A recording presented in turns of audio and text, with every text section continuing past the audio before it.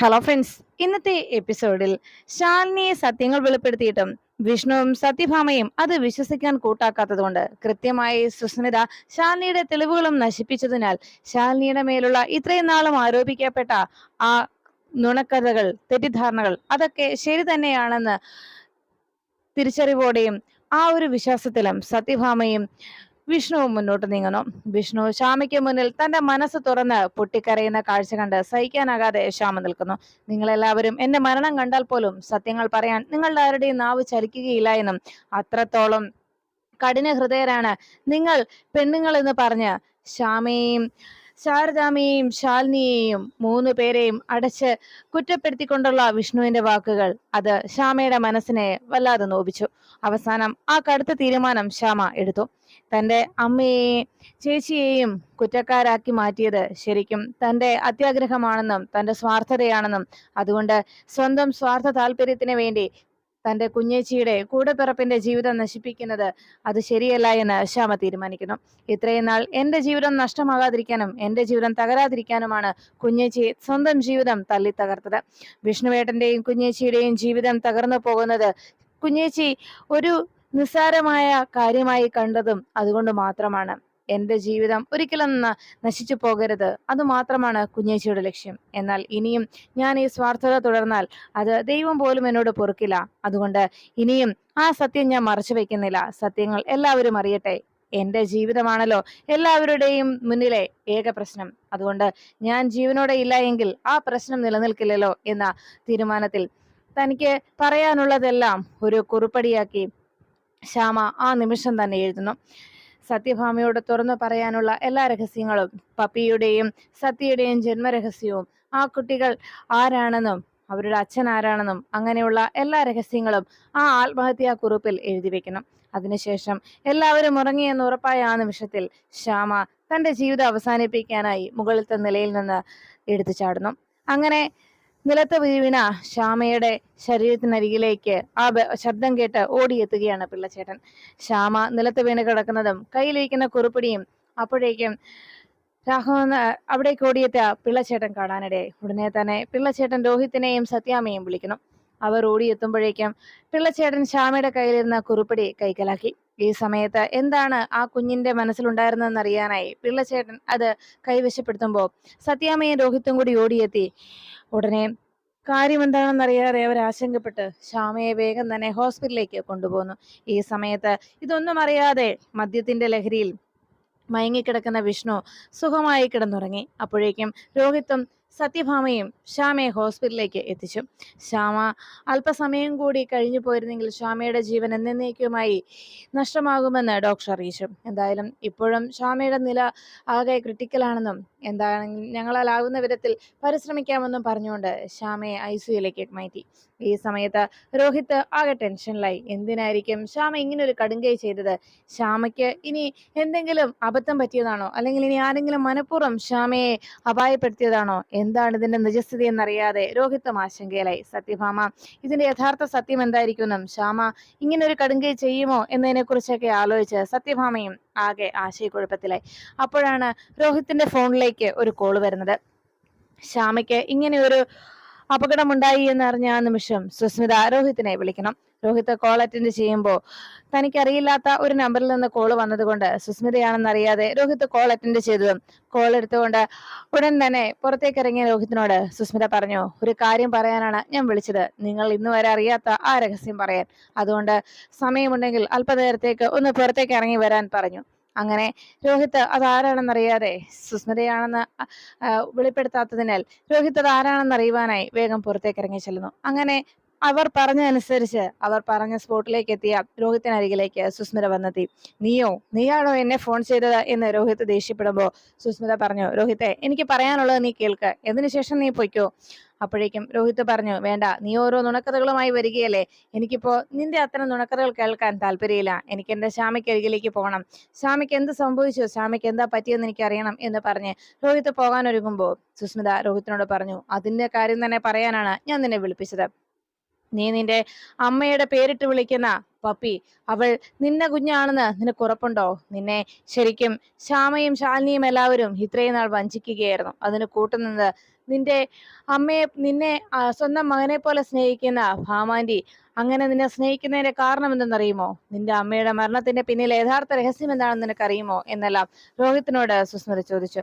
സുസ്മിതയുടെ തുടർന്നുള്ള ആ കുറച്ച് ചോദ്യങ്ങൾ, അതും കൃത്യമായി രോഹിത്തിനെ മനസ്സിനെ സ്പർശിക്കുന്ന രീതിയിലുള്ള അത്തരം ചോദ്യങ്ങൾ വന്നതോടെ രോഹിത്ത് സുസ്മിത എന്തൊക്കെയോ മനസ്സിലാക്കിയിട്ടാണ് വന്നിരിക്കുന്നത്, സുസ്മിതയ്ക്ക് എന്തൊക്കെയോ അറിയാമെന്നുള്ള രീതിയിൽ ഞെട്ടലോടെ പിന്തിരിഞ്ഞ് സുസ്മിതയെ നോക്കി. അപ്പോഴേക്കും രോഹിത്തിനോട് സുസ്മിത പറഞ്ഞു, രോഹിത്തെ, നീ അറിയാത്ത പല രഹസ്യങ്ങളും ഞാൻ കണ്ടെത്തിയിട്ടുണ്ട്. അന്ന് ഞാൻ അവിടെ വന്ന് പറഞ്ഞില്ലേ പപ്പിയുടെയും സത്യയുടെയും രഹസ്യം. അന്ന് ഞാൻ പറഞ്ഞ രഹസ്യങ്ങൾ നിങ്ങൾ ആരും ചെവിക്കൊണ്ടില്ലല്ലോ. എന്നാൽ യഥാർത്ഥ സത്യം എന്താണെന്ന് ഞാൻ പറയാം. പപ്പി നിന്റെ മകളല്ല, അതാണ് സത്യം. ശാലിനിയെ സത്യയ്ക്കും പപ്പിക്കും ജന്മം നൽകിയത് സത്യയുടെ അമ്മ ശരിക്കും ശാലിനിയാണ്. ശ്യാമയ്ക്ക് ഒരു കുഞ്ഞിന് ജന്മം നൽകാനാവില്ല. അന്ന് ശ്യാമ ഗർഭിണിയായിരുന്നെങ്കിലും ശ്യാമയുടെ കുഞ്ഞ് അന്ന് അബോർഷനായി പോയിരുന്നു. പിന്നീട് അവൾക്ക് ഒരിക്കലും ഒരു അമ്മയാകാനാവില്ല എന്നുള്ള സത്യം ഡോക്ടർ വിധി എഴുതിയതുമാണ്. എന്നാൽ അതെല്ലാം മനഃപൂർവ്വം നിന്നിൽ നിന്ന് ശാരദാമ്മയും മക്കളും മറച്ചു വെച്ചിരിക്കുകയായിരുന്നു. പിന്നെ നിന്റെ അമ്മയുടെ മരണം, അന്ന് അവർ മനഃപൂർവ്വം സത്യഭാമ പറഞ്ഞനുസരിച്ച് സത്യഭാമയുടെ ഡ്രൈവർ മനഃപൂർവ്വം നിന്റെ അമ്മയെ വണ്ടി ഇടിപ്പിച്ചതാണ്. അന്നത്തെ ആ ഒരു മരണത്തിന് കാരണം ശരിക്കും സത്യഭാമ തന്നെയാണ്. നിന്റെ അമ്മയോട് അവർ കാണിച്ച ക്രൂരത, അത് ശരിക്കും നിന്നെ അവർ സ്വന്തമാക്കുന്നതിന് വേണ്ടി നിന്നെ ആ വീട്ടിലെ എല്ലാ ജോലികളും ചെയ്യിച്ച് അവരുടെ ബിസിനസ് എല്ലാം നോക്കി നടത്താനായിട്ട് സ്വന്തം മകൻ അവരുടെ ജീവിതത്തിൽ എന്നും അവരുടെ വാക്കുകളെ ഒരിക്കലും അംഗീകരിക്കുകയോ അനുസരിക്കുകയോ ചെയ്യാത്തത് കൊണ്ട് അവരുടെ ഒരു അനുസരണശീലമുള്ള ഒരു മകനായി അവരുടെ വാലാട്ടിപ്പട്ടിയായി നിർത്താനായിരുന്നു നിന്നെ ശരിക്കും അവർ ഏറ്റെടുത്തത്. അത് തന്നെയായിരുന്നു അവരുടെ ലക്ഷ്യം. അതിലാണല്ലോ നീ ഇപ്പൊ ചെയ്തിരിക്കുന്നതും. ഇപ്പോ ഇത്രയും വലിയൊരു കോടിക്കണക്കിനുള്ള ബിസിനസ് തുടങ്ങാനും നിന്നെ അവർ ബിനാമിയാക്കി നിർത്തിയിരിക്കുന്നു. നിന്നെ കരാറുകാരനാക്കി അവർ ഈ ബിസിനസ് നടത്തുന്നതും അവർക്ക് കോടികൾ കൊയ്യാനാണല്ലോ. മകൻ എന്നൊക്കെ പറഞ്ഞ് നിന്നെ പലപ്പോഴും ചേർത്ത് പിടിക്കുന്നുണ്ടെങ്കിലും അവരുടെ മനസ്സിലുള്ള യഥാർത്ഥ ചിന്ത എന്താണെന്ന് നിനക്കറിയില്ല. ഇപ്പോൾ തന്നെ ഇത്രയും വലിയ കോടികൾ ബിസിനസ് ചെയ്യാനായിട്ട് ഇൻവെസ്റ്റ് ചെയ്തെങ്കിലും അതിലും ചില ചതികൾ നടക്കാൻ പോവുകയാണ്. യഥാർത്ഥത്തിൽ രാഘവൻ നായരുടെ അനുജൻ എന്ന് പറയുന്ന ഇപ്പോ വന്നിരിക്കുന്ന ഉപേന്ദ്രൻ എന്ന് പറയുന്ന അയാൾ കോടിക്കണക്കിന് ആസ്തിയുള്ള ആളാണെങ്കിലും അയാൾ ശരിക്കും നിന്നെ ചതിക്കാനാണ് ഇവിടേക്ക് വന്നിരിക്കുന്നത്. ഇപ്പോ നിന്നെ കരാറുകാരനാക്കി, വിഷ്ണുവിനെ അതിൽ നിന്ന് ഒഴിവാക്കി നിന്നെ കരാറുകാരനാക്കി ഇപ്പോ നടക്കുന്ന ഈ പ്രശ്നങ്ങൾക്കൊക്കെ നീ ശരിക്കും ജയിലിൽ പോകേണ്ട അവസ്ഥയിലേക്കാണ് കാര്യങ്ങൾ നീങ്ങുന്നത്. ഇതിന്റെ എല്ലാത്തിന്റെയും പിന്നിൽ യഥാർത്ഥമായിട്ട് ബുദ്ധി കേന്ദ്രം സത്യഭാമ തന്നെയാണ്. നീ അത് മനസ്സിലാക്കുന്നില്ല. എല്ലാവരും കൂടി നിന്നെ ചതിക്കുകയായിരുന്നു രോഹിത് എന്നൊക്കെ സുസ്മിത രോഹിത്തിനോട് പറയുന്നു. സുസ്മിതയുടെ വാക്കുകൾ കേൾക്കുന്ന രോഹിത്തിന്റെ മനസ്സിൽ ചില സംശയങ്ങൾ മുളപൊട്ടുന്നു. ശരിക്കും സത്യഭാമ തന്റെ അമ്മയെ മനഃപൂർവ്വം കൊന്നതാണോ എന്നും അവർ തന്നെ വഞ്ചിക്കുകയായിരുന്നോ എന്നും ശ്യാമയും അതിന് കൂട്ടുന്നത് ശ്യാമയും തന്നെ വഞ്ചിക്കുകയായിരുന്നുവെന്നും അങ്ങനെയുള്ള തെറ്റിദ്ധാരണകൾ രോഹിത്തിന്റെ മനസ്സിലേക്കും കുത്തിവെക്കുന്നു. അതോടെ ചില സംശയങ്ങൾ രോഹിത്തിന്റെ മനസ്സിലും മുളപൊട്ടി. ആ ഒരു സംശയത്തിലൂടെ രോഹിത് തിരികെ ഹോസ്പിറ്റലിലേക്ക് പുറപ്പെട്ടു. ഇതേ സമയം ശ്യാമയ്ക്കുണ്ടായ ഈ അപകടത്തെക്കുറിച്ച് ശാരദാമ്മയും ശാലിനിയും അറിയാനിടയാവുന്നു. ശ്യാമയെ പരിശോധിക്കാനായി അവിടേക്ക് ഡോക്ടർ എത്തി. ഈ സമയത്ത് സത്യഭാമ ഡോക്ടറെ കണ്ടതും പരിചയമുള്ള ധന്യ ഡോക്ടർ തന്നെ അവിടേക്ക് എത്തിയത്. ഡോക്ടറെ കണ്ട ഉടനെ സത്യഭാമ കാര്യങ്ങൾ പറഞ്ഞു. മുമ്പൊരു വട്ടം അപകടമുണ്ടായതും അതിനുശേഷം ഉണ്ടായ പ്രശ്നങ്ങളും പിന്നീട് ഇപ്പോൾ വീണ്ടും ഇങ്ങനൊരു അവസ്ഥ ഉണ്ടായതിനെ കുറിച്ചുമൊക്കെ സത്യഭാമ ആശങ്കയോടെ ചോദിച്ചു. അപ്പോഴേക്കും ധന്യ ഡോക്ടർ പറഞ്ഞു, തൽക്കാലം ഞാനൊന്ന് പരിശോധിക്കട്ടെ സത്യാമ്മയെ. അതിനുശേഷം സത്യാമ്മയോട് പറഞ്ഞിട്ട് ഡോക്ടർ ശ്യാമയെ പരിശോധിച്ചു. ശ്യാമയുടെ ഇപ്പോഴത്തെ കണ്ടീഷൻ, അതും മരുന്നിനോട് പ്രതികരിച്ചു തുടങ്ങിയെന്ന് അറിഞ്ഞതോടെ ധന്യ ഡോക്ടർ സന്തോഷ വാർത്ത അറിയിക്കാനായി സത്യഭാമയ്ക്ക് അരികിലേക്ക് എത്തി. അതിനിടയിൽ ശാലിനിയ അവിടേക്ക് വന്നാൽ ഒരു കാരണവശാലും ശ്യാമയെ കാണിക്കരുതെന്ന് സത്യഭാമ ഡോക്ടറെ വിലക്കി. അതിന് കാരണം എന്താണെന്ന് ഡോക്ടർ അന്വേഷിക്കുമ്പോൾ ശാലിനി തന്റെ മകനെ വഞ്ചിച്ചുവെന്നും മറ്റൊരാളെ വിവാഹം കഴിച്ച് ശാലിനിക്ക് ഒരു കുഞ്ഞ് ജനിച്ചെന്നും ആ കുഞ്ഞിന്റെ അച്ഛൻ ആരാണെന്ന് ഇത്രയും നാൾ ചോദിച്ചിട്ടും അവൾ അതിന് മറുപടി പറഞ്ഞില്ല എന്നും അങ്ങനെയുള്ള കുറെ കാര്യങ്ങൾ, തന്റെ മനസ്സിലുള്ള സംശയങ്ങളും ശാലിനിയുടെ മേലുള്ള തെറ്റിദ്ധാരണകളും ഒക്കെ സത്യഭാമ ഡോക്ടറോട് പങ്കുവച്ചു. ഇതെല്ലാം കേട്ടതിന് ശേഷം ഡോക്ടർ സത്യഭാമയോട് പറഞ്ഞു, സത്യാമ്മേ, എനിക്ക് ചില കാര്യങ്ങൾ സത്യാമ്മയോട് പറയാനുണ്ട്. സത്യാമ്മയ്ക്ക് സമയമുള്ളപ്പോൾ എനിക്ക് സത്യാമ്മയോട് ചില സത്യങ്ങൾ വെളിപ്പെടുത്താനുണ്ട്. അക്കാര്യങ്ങൾ സത്യാമ്മ കേട്ടതിന് ശേഷം മാത്രം ഒരു ഉറച്ച തീരുമാനം എടുത്താൽ മതി. അതിനുവേണ്ടി ഒന്ന് വെയിറ്റ് ചെയ്യണം. കുറച്ച് ഇപ്പോൾ എനിക്ക് അത്യാവശ്യമായി 1-2 പേഷ്യൻസിനെ കൂടി കാണാനുണ്ട്. അതിനുശേഷം ഞാൻ സത്യാമ്മയെ കാണാനായിട്ട് എത്താമെന്ന് ഡോക്ടർ അറിയിക്കുന്നു. ഈ വാർത്ത അപ്പുറത്ത് മാറി നിന്ന സുസ്മിത കേൾക്കാനിടയായി.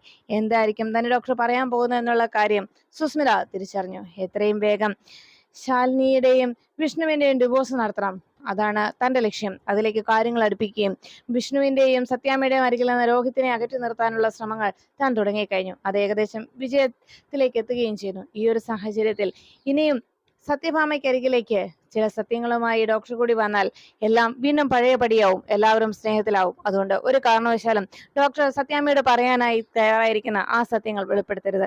അതിനെന്താണ് പോംവഴി എന്ന് ആലോചിച്ചു. അപ്പോഴാണ് വിഷ്ണു വിവാഹം കഴിക്കുമെന്ന് ഉറപ്പ് നൽകുകയാണ്. സമൂഹ വിവാഹത്തിൽ നിന്ന് അന്ന് ആ വിവാഹത്തിൽ നിരാശയായി നിന്ന ആ പെൺകുട്ടിക്ക് ഒരു ജീവിതം കൊടുക്കാൻ തന്റെ മകനുണ്ടെന്ന് സത്യാമ്മ വാക്ക് കൊടുത്ത ആ പെൺകുട്ടിയെയും അവരുടെ അച്ഛനമ്മമാരെയും സുസ്മിത പോയി കാണുന്നു.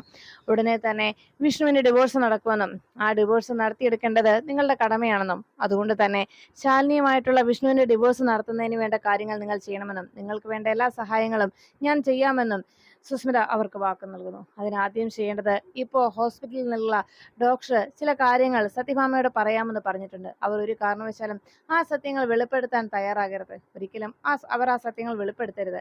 അതാണ് നിങ്ങൾ നോക്കേണ്ടത് എന്ന് ആ പെൺകുട്ടിയുടെ പേരൻസിനോട് സുസ്മിത അറിയിച്ചു.